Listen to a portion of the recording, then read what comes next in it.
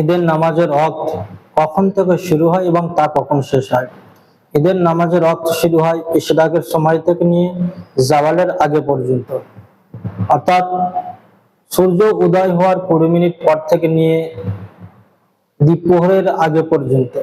উদাহরণস্বরূপ ধরে নিন আজ 1 জুন রবিবার, তো আজকে সূর্য উদয় হয়েছে 4:51 এর 20 মিনিট পর, অর্থাৎ 5:11 থেকে ঈদের নামাজের ওয়াক্ত শুরু হয়ে যায় এবং তা কতক্ষণ পর্যন্ত থাকবে? জাওয়ালের আগে পর্যন্ত। তো আজকের হিসেবে আজকের 11:35 থেকে জাওয়ালের ওয়াক্ত শুরু।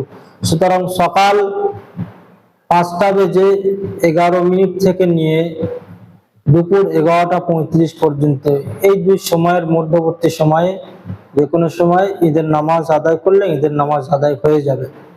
তবে উত্তম হলো ঈদের নামাজ তাড়াতাড়ি পড়ে নেওয়া।